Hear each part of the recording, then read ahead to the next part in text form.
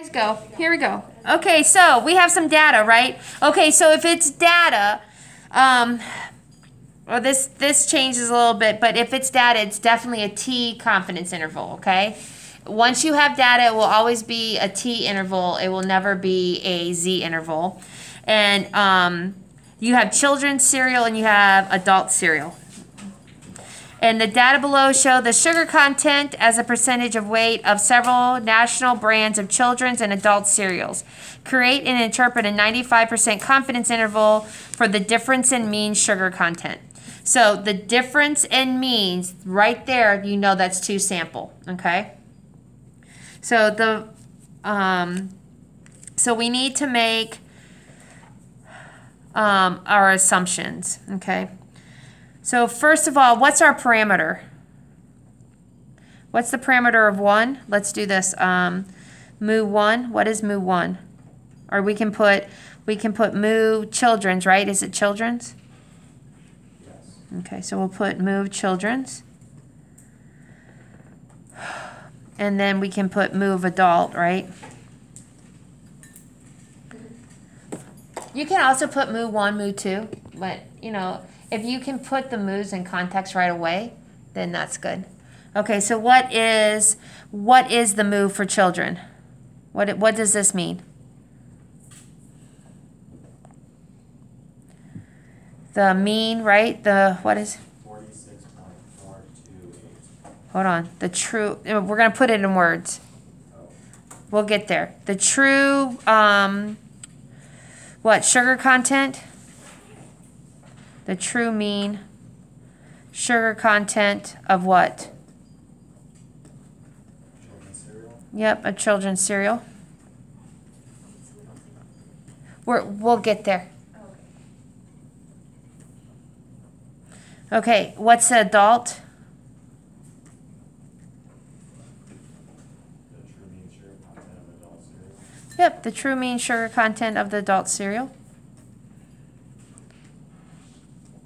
You guys remember when we did one sample mean confidence intervals?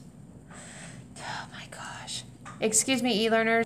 So before I pause the video, I wrote children, that should be adults. So we have mu children, mu adult. Okay, so now the next thing we have to talk about is our assumptions, right? So what is the first assumption? SRS. Are they an SRS? It's not stated in the problem, I don't think. The data below show the sugar content of several national brands of children's and adult cereals. No, it is not stated in the problem. So we are going to have to do what? Proceed with caution. Proceed with caution. We're going to have to proceed with caution. So, is it an SRS? No. Nope, not stated in the problem.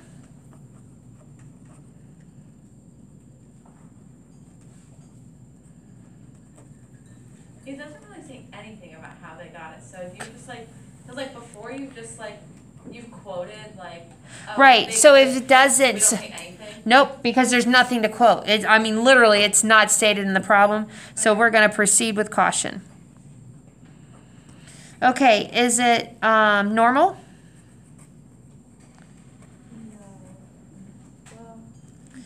Okay, so here's the thing. They gave you data, so what do you have to do? If they give you data, what do you have to do? You have to draw a box plot. So these are your questions. Do they show any outliers? How many are in each? How many children's cereals are there? 19. 19. How many adult cereals are there? 28. Okay. The adults are probably closer to that CLT number, where the children's are not. So the children's can't have any outliers, and it can't have any skewedness. And I know the center of it is kind of skewed, but that box is kind of okay, because you know it's the median. So so because they're approximately normal. The adult box, the adults, you can say that I do see some skewness in the adults. And you guys, cereals are independent of each other. You do realize that, right? So that's an easy one. And remember yesterday we also talked about you can add the two together. Right? Yes, go ahead. Can you add the two together in the normality test to apply CLT, or does that not work? It does not work because you have two different samples. You have a children's cereal and you have adult cereal. So you have to do the normality counts separately. But for independents, how many cereals do they have? Wait, which one? The kids? Kids are 19. So they're saying there's 190 cereals. On this one, I don't think you have to say that. On this one, you can say one. This one is a kind of one cereal is not going to affect the outcome of the other cereal. Like it's really, that one's fine. So you can say independence. You guys, for normality, make sure you're stating that the children is showing no outliers and mild skewedness, so we can say that's approximately normal. And the adults, we can say mild skewedness and no outliers. If it's strong skewedness and outliers, no, you can't say about anything about normality. Okay, so now, does anybody have this in their calculator?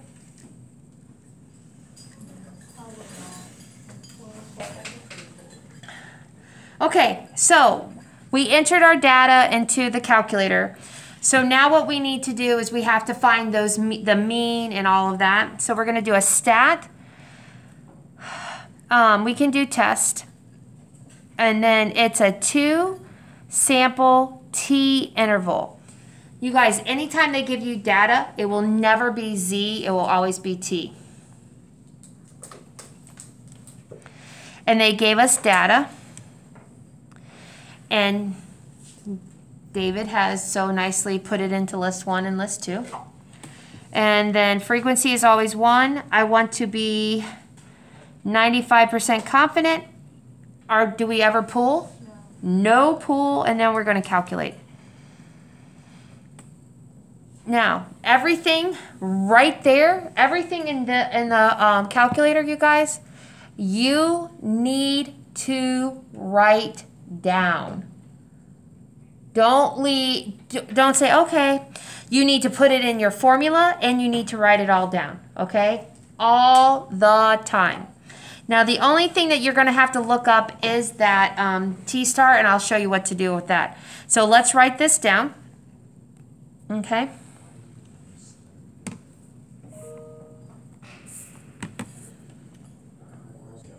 Okay, so if you had noticed that the calculator was incorrect, that's because I typed the number incorrectly into the calculator and I had to go back and fix it.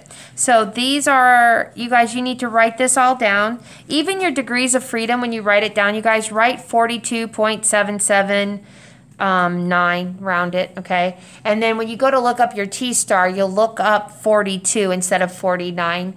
You always want to be conservative, okay?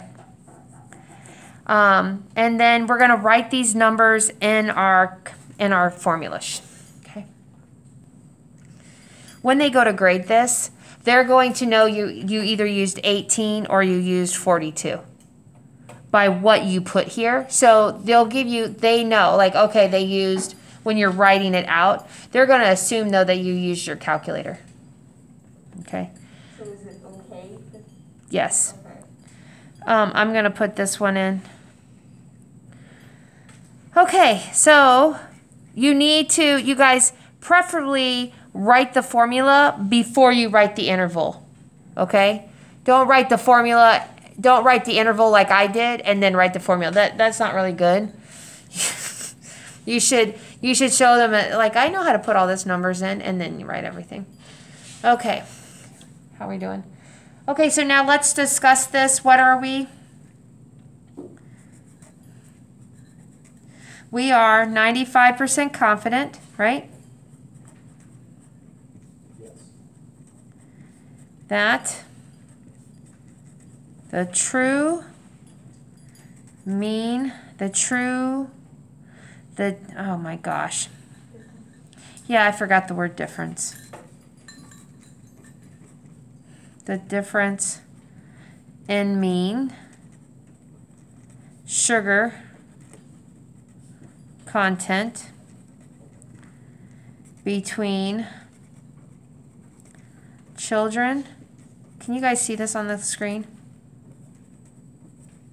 And adult cereals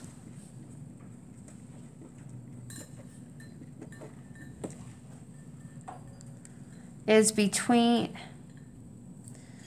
32.494%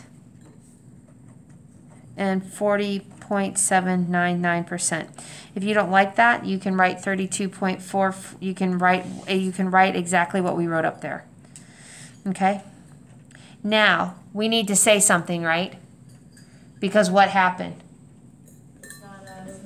It's not a simple random sample. So we need to say we're not sure if this is a good generalization due to the fact that we are unsure if the samples of cereals was an SRS. That's all you need to say. We don't know if this is a reliable interval due to the fact that we're not sure. Something to that effect. You need to make that connection between the fact that it was not, the SRS was not stated in the conclusion, in the assumptions. Okay. How do you guys feel about that one now? Better one, better two?